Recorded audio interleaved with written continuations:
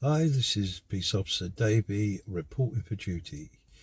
So, yesterday, I want to talk about yesterday, an emphatic win for me and my lovely Jess.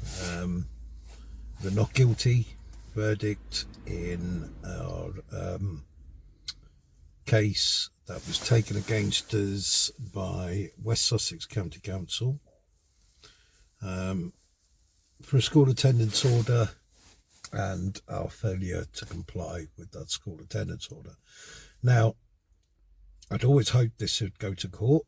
I'd called their bluff. I wanted it to go to court, so I would have my day in court, an opportunity in court to prove to them that they can't just make up laws as they go along, okay, and requirements and duties of the person, of the legal fiction.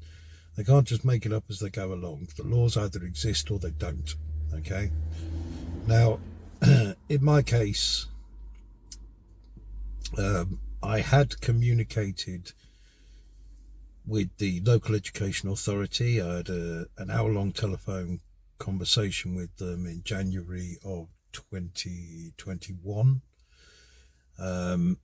in regards to my son's home education, what he had been learning, what he was currently learning, and what he would be learning, including his plans for the future, his prospects, his career hopes and aspirations. So I have over 40 years experience with computers. I can build them, program them, maintain them, all kinds. And my son wishes to become a computer programmer or an app developer. He can already code now, thanks to being at home and not in school. In school, he was given a 45-minute computer study lessons every other week. So it was on a week A and then week B and then week A and then week B, as lots of secondary schools do. And on week B, on a Thursday afternoon, for 45 minutes, he would have a computer studies lesson. That's not enough for somebody who wishes to be a technician or computer programmer, app developer, whatever. So he was home educated because he was bullied at school. I had previously home educated my eldest daughter, taken her out of school. She's now achieved her university degree last year and is working in a well-paid job in a very good sector, education, as it happens. So I have a track record, provable track record. The first contact I had with the LEA, the local education authority, was a delightful woman I spoke to for an hour on the phone. At the end of the conversation, she agreed that I seemed to have it all in hand. She was quite happy and confident with what I'd said and what I'd informed her about. And then she asked me if I would mind consenting to providing an update in 6 months' time. Now, I said, okay, but on the one proviso, there is a condition that I give one update. Okay, I don't do this every 6 months. I said I've experienced the EHE before, which is the elective home education department before, and I told them to get lost because they started trying to almost dictate to me what I should be teaching my child. There is no obligation to teach English and maths. Your child can easily learn that when they get to college, as my daughter did. She'd done her GCSE English and maths and then went on, completed her A-levels and obviously went on to university. So the EHE, Elective Home Education Department, were assigned to contact me for the update, which was about six to 8 months after I'd agreed. At first, they'd failed to get in contact with. I think it took 8 months in total, because I think they tried after 6 months, tried emailing me, but I didn't receive any of their emails because westsussex.gov.uk were marked down as spam, because previously I didn't have to have any contact with West Sussex County Council,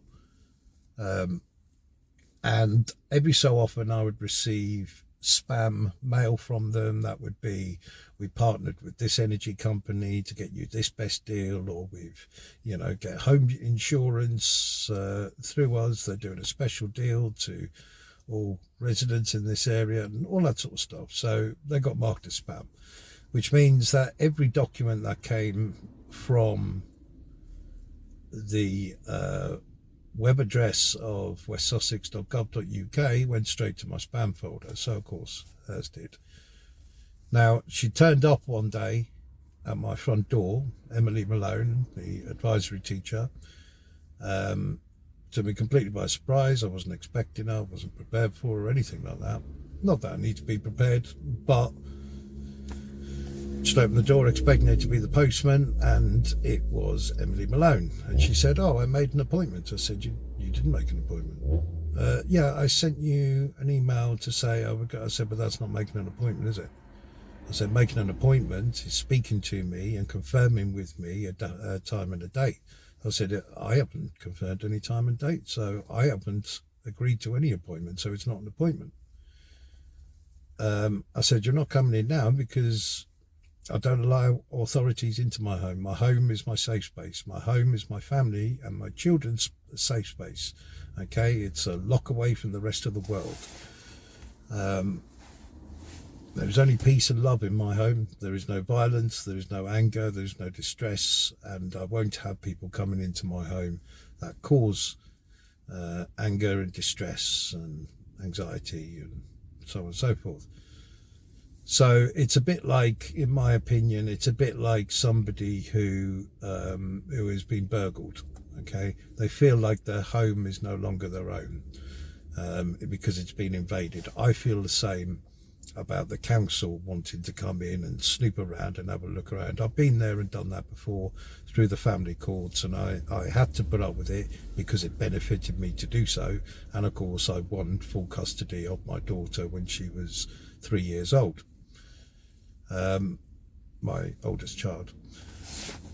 So sometimes you have to put up with it, but if you don't have to put up with it, you don't request it, then you don't have to put up with it. Simple as that. Your home is your castle. It's castle doctrine. Now, there's castle doctrine is an Englishman's home is his castle. In America, it's just known as castle law. With the castle doctrine is a concept that we adopt. It's not actually set in law, castle doctrine, but it's a principle based and kind of accepted by law. It's one of those grey areas, but you're entitled to defend your property, because there are laws that say you're entitled to defend your property, use self-defense, reasonable force, etc. So castle doctrine is kind of accepted, I would say, although not officially. So yeah, I refused to let them into my home. Now, they didn't like that very much, but hey ho, I'm Davey, and what I says goes. Simple as that. So they wanted then physical evidence of my son's work, and I said no. I gave you an update, so I had provided them with a full and frank update of what David learned, what he was currently learning, what plans for the future, etc., etc. But that wasn't good enough on that. Well, that's not evidence. I said, well, neither is what you're requesting. And they said, well, you must have some physical evidence to prove, otherwise we're going to fail you as a home educator. I said, listen, You do what you got to do. I'll do what I got to do. Okay. So they said, well, if you don't provide any physical, I said, right, look, here's the thing. If I give you physical evidence, right, you'll be happy, yeah? Yeah, if you provide this. I said, okay, can you explain to me what method you use to ascertain the provenance of that document that I've handed you? What do you mean? Well, how do you determine that my son created that document? Are you taking my word that when I handed it to you and told you my son created that are you taking my word? Well, yes, essentially. Well, there you go. At some point, you've got to take my word, haven't you? And if you've got to take my word, then my word has value. My word means something. Yeah. So you're contradicting yourself by trying to tell me that my word doesn't mean anything, that you need physical proof, despite the fact that that physical proof is based on my word. And you taking me at my word that the document I'm handing you was created by my son and not me or my daughter's work that I've pilfered and passed off as his, or something that I got a chatbot to write. I said, I don't teach English and maths as separate subjects. I said they're incorporated as and when necessary into the umbrella subject of information technology. I said, which covers spreadsheets, databases, word processing, programming, electronics, maths. Yeah, all of these things are relevant. Yeah, and I only teach him the relevant stuff, relevant to the task at hand. Okay, I don't teach him about Of Mice and Men and To Kill a Mockingbird and all that stuff. He's got no interest in all that. Reading William Shakespeare, couldn't give a toss. Neither could I, frankly. If it's not out on DVD, not interested. Okay. Only know what's in the Bible because I watch the movies. Okay. So I'm not interested, and neither is he. He's a more technologically minded. Anything to do with computers, computing, electronics, information technology, that's his space. Now, that just happens to be my space too. As I say, over 40 years experience of computers. I taught myself to program at 13 years old. I'm now 56 years old. So that was 43 years ago, right? I achieved as a mature student at college. In the 90s, I went as a mature student to study information technology to get a qualification. Not because I needed it to get a job. I don't do any of these things to get a job. It's for my own information, for my own knowledge database. I want to know how to do this, how to create that, how does that work, why does that work? You know, I absorb knowledge and I love nothing more than passing on knowledge. That's why I do the talks. That's why I help people, because what's the point of having knowledge if it's just stored in here and not verbalized? So basically they didn't like the word no. Okay. And so I was informed that if I failed to comply, I would have 28 days to comply. If I failed to comply by this particular date, then an application would be made for a school attendance order. I said, fill in whatever application you want. I said, you're not getting any hard copy evidence.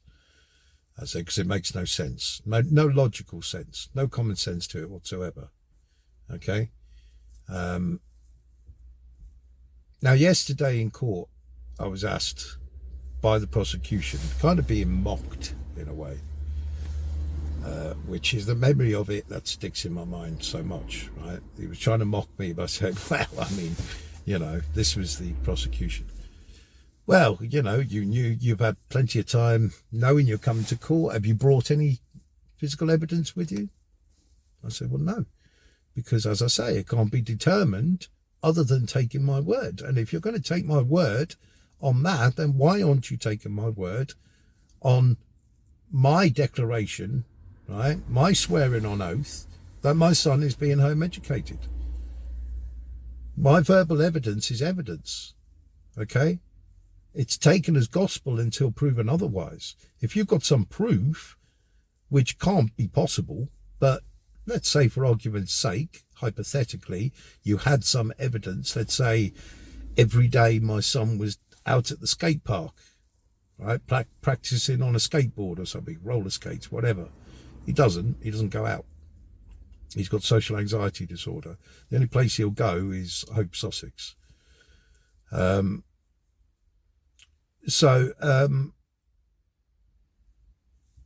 Yeah, if you've got some evidence that proves beyond a reasonable doubt that my son is not at home, as I claim, right, learning, but in fact he's out playing, or he's out shoplifting, or he's just hanging around the parks, or walking around the streets, and he's been spotted, and they've got evidence of that. They've got photographic, videographic evidence, whatever, right? That counteracts what I say. So if they say, where was he on this day? And I say, oh, he was at home learning all day long. And I know that for sure, and I swear on oath. And then they show me evidence that says he wasn't at home at all that day. And I go, oh, okay, yeah, I was lying. Well, perjury is a very serious offence, and there is a very good reason for that. And that is because your word, your what you say has value, okay? Much like your signature, it has value. You undervalue yourself. You think, well, I've got to prove this. I've got to prove. No, they've got to disprove what you're saying. Okay. They've got to rebut what you're saying. And if they can't rebut what you're saying, then what you're saying is fact. It's gospel. It's truth. You said it under oath. Else, what is the point of swearing an oath in a court, on the stand in court? Why swear an oath if your word is not taken? It's a pointless exercise, isn't it? So your word is taken as gospel, okay? And if in the absence of any evidence, now I knew there couldn't be any evidence, of course, but as I say, in the absence of any evidence, right, there's no case to answer, is there? Now, as it happens, I did provide physical evidence, not physical evidence of my son's education. What I provided was a booklet I downloaded and printed out from the gov.uk website of for elective home education, official government guidance for parents. I also downloaded the one for the children missing education team, which was 45 pages, read it twice, cover to cover, in case I missed anything. Also the elective home education government guidelines for local authorities, dated April 2016, but current guidance, which is 24 pages, which I read cover to cover twice. And of course the elective home education government guidance for parents, which stated within, now in all of these documents, again, that was 24 pages. In all of these documents, right, there's no mention anywhere of a parent being duty bound by law, obligated by law to speak to the authorities, okay? You don't have to speak to them. And in fact, in the parent guidelines, page 14, section 5.4, it states that you may be asked or approached by the local authority for a home visit or a meeting at a mutually agreed place, such as their office. However, you are under no legal duty to agree to such a request, and you're also under no legal duty to provide any evidence upon request. So the fact that my case was based upon a threat, which was from Sarah Vaughan Turner at the Children Missing Education team, who it had been passed on to, she contacted me and said an application has been made for, school attendance order.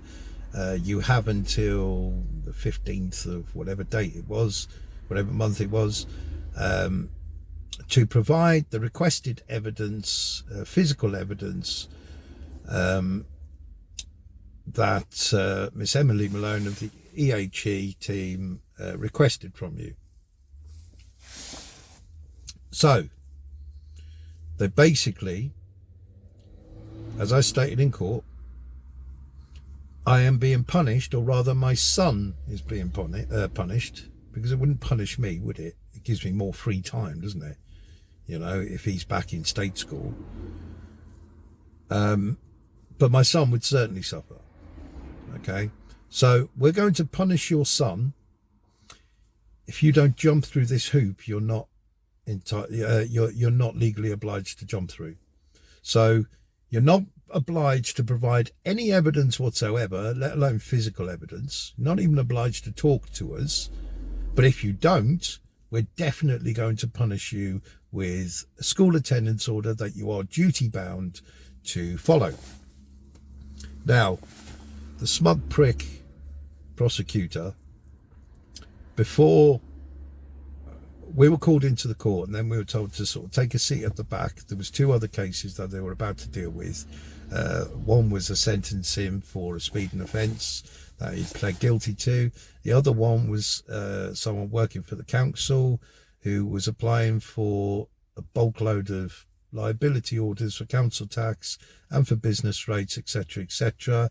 So that was quite fascinating. That was a learning experience, because I'd never actually seen that process done in front of me, in front of my own eyes, and proving even further what a scam the whole thing is with council tax and liability orders. So so yeah, that was quite fascinating.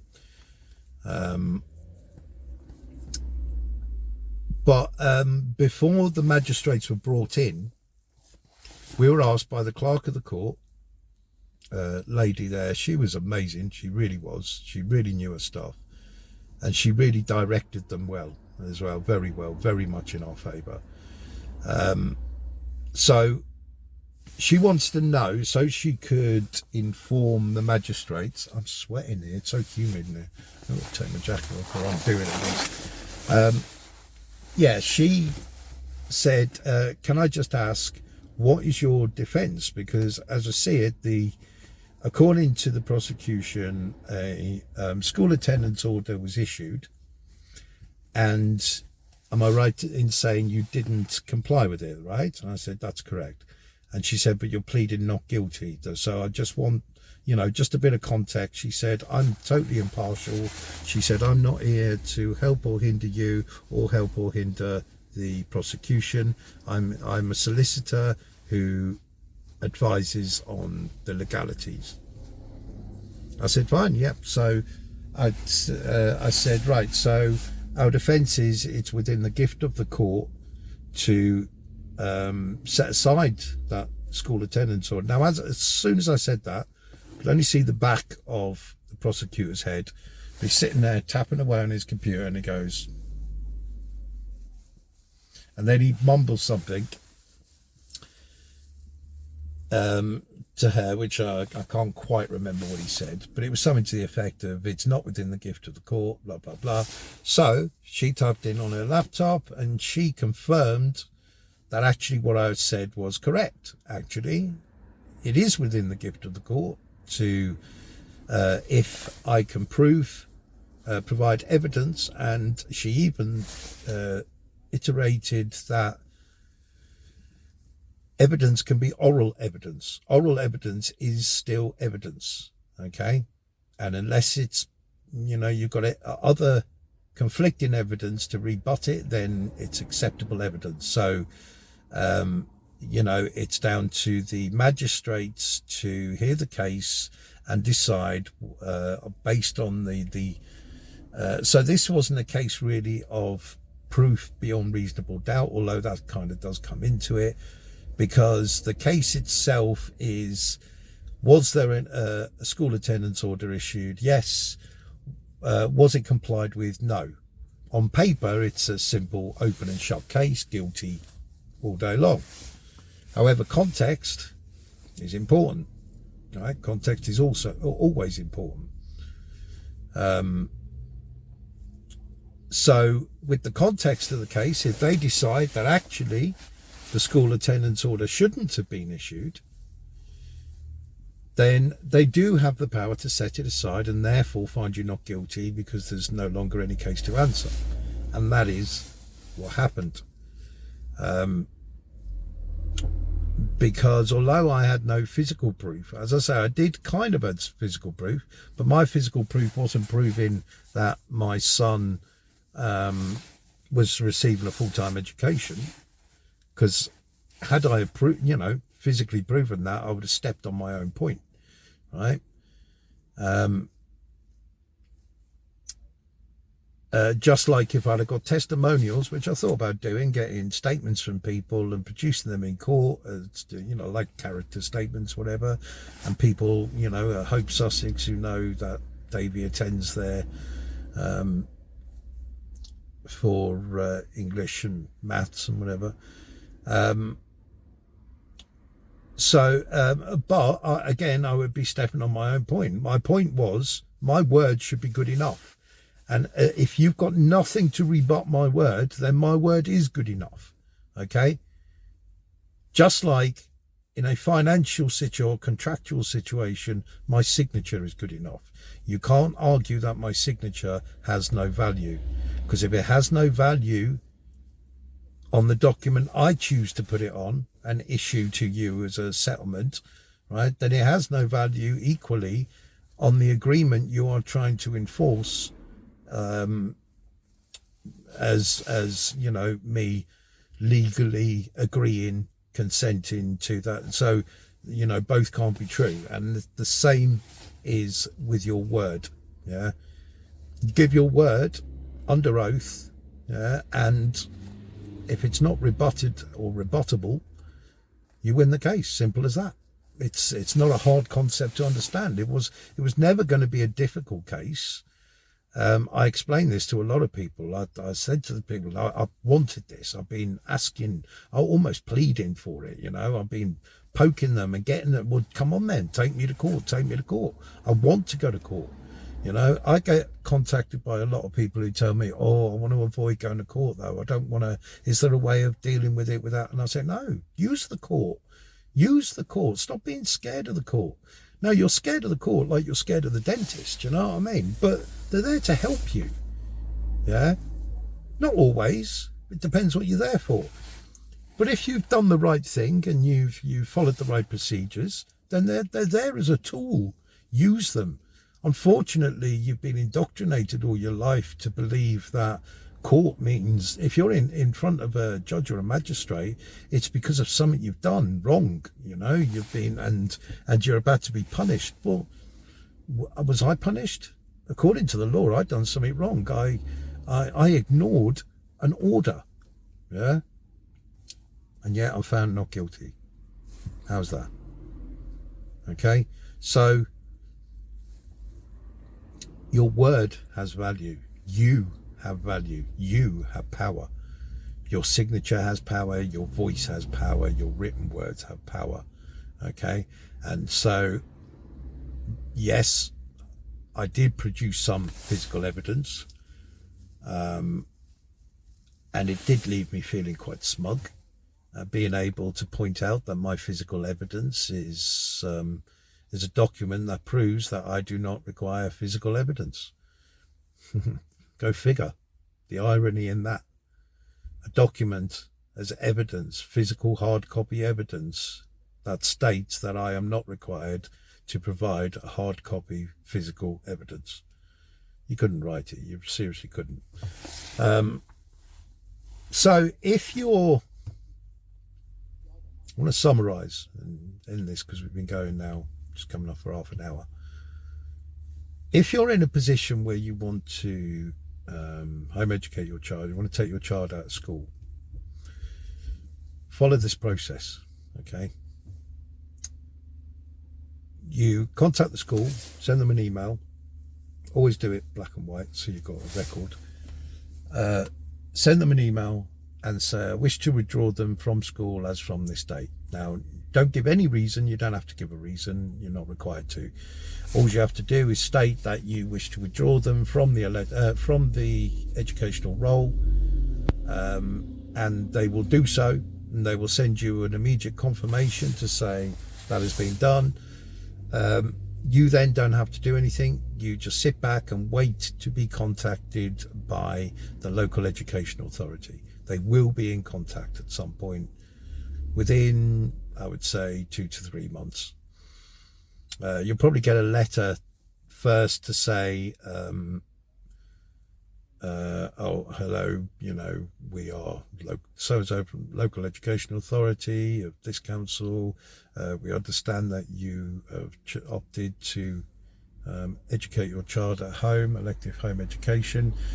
We will be in contact soon to arrange an interview, or they may say we have a date available for a telephone or for a home visit or whatever it may be.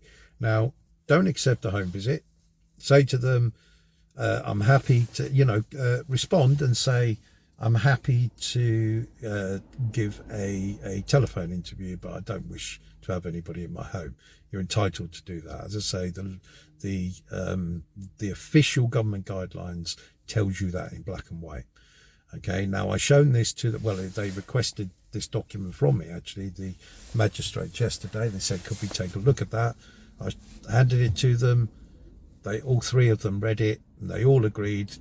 The prosecutor was trying to minimize its authority by saying, oh, that's just guidance, that's not legislation.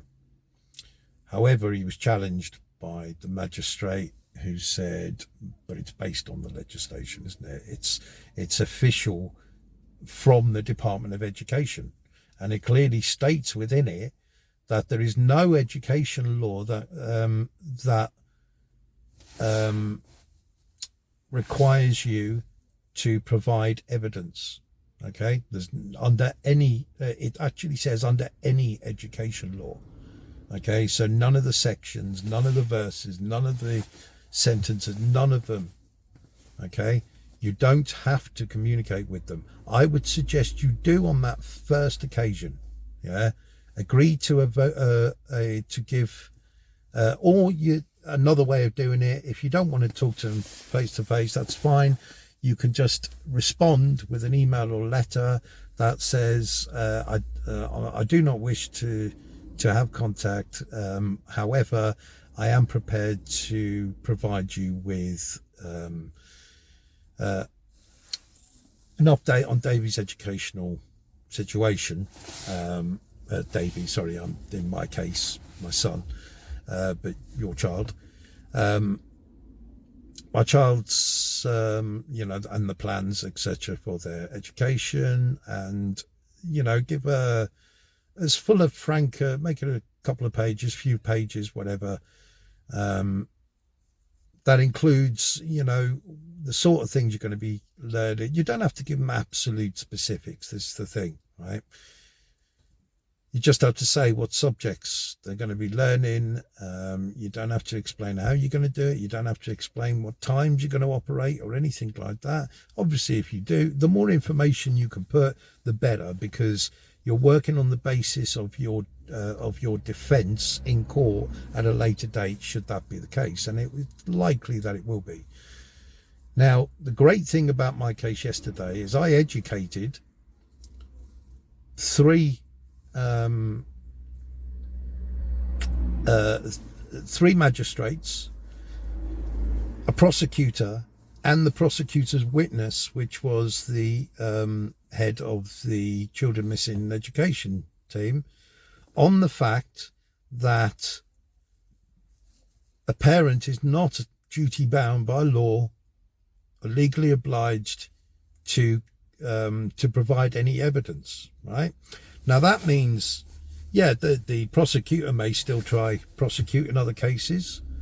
Sarah Vaughan Turner from the CME, she'll probably keep issuing school attendance orders for failure to provide evidence, knowing full well that they're not legally obliged. However, the most important thing was those three magistrates, because it's likely they're going to be hearing more cases. And they've just learned yesterday for the very first time in a school attendance order case, which they were quite shocked and surprised at. So I can only assume they've made other judgments previously on the basis of believing that the parent is duty bound to provide that information, when clearly it's stated that it isn't. So now they know that, which means that in future they're going to state that fact, and they're going to base their judgments on that fact. So there's a huge impact on from yesterday's case.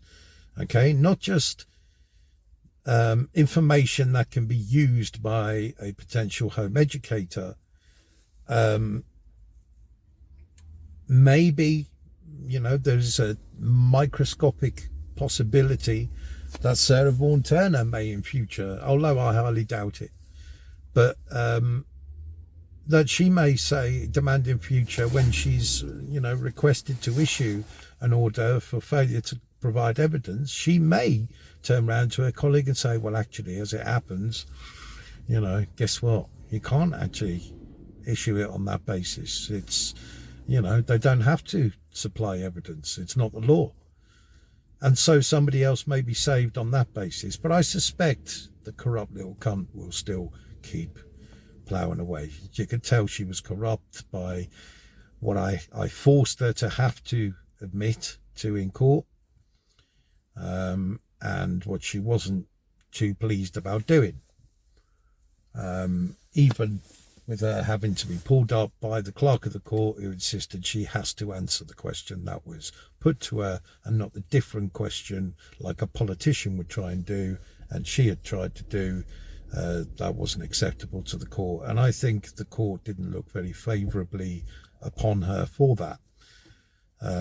So once you provided that initial information, right, you don't have to communicate anymore with them.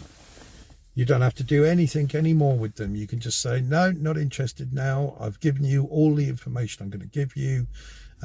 I've completed my moral duty, but there is no legal duty. And because there is no legal duty, I don't have to do that. So I'm not going to do that. Thank you. Leave me alone. And then if they take you to court, use the same defense as I've used. Okay? My word is my evidence. And unless you can come up with some evidence to contrary to my word, then I suggest there is no case to answer. And you should have success like me and Jess had yesterday. Not guilty. I am sweating loads. It's getting quite warm now. Okay, so I'm going to be making more of these videos with advice on various subjects. The next one will probably be to do with energy companies. I've been contacted today about an incident that took place yesterday where the guy wasn't at home. They came after the occupier, the energy company, broke into his home while nobody was there, and this is up in Bristol.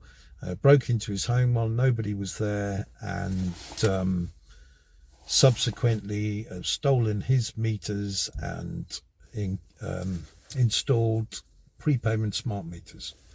So he's got an excellent case in court, which I shall be assisting him with, which should set hopefully some kind of precedent, or at least something able to be used by other people, because clearly it was completely unlawfully done, and that can be proven. Okay, so yeah, I'll make a video on that sort of situation, what you should do, what you shouldn't do, etc, etc, coming soon. So click the notification bell if you want to be notified. I don't post often, not very often at all. When I do, it's generally because there's something important to say. So if you want to be informed when that happens, click the notification bell to receive notifications. You'll probably get, maybe, if you're lucky, one a week, or unlucky, whichever way you look at it. Okay, so take care of yourselves. As I say, huge victory for home educators yesterday, and together we will beat these scumbags by using their laws against them. That's what it's about. The laws, the protections, the remedies, they're all there. They're all there. If you can find them, they're there. And if you can't find them, create them. So they're there for others. Okay, take care of yourselves, guys. Love and peace to you all. Bye-bye.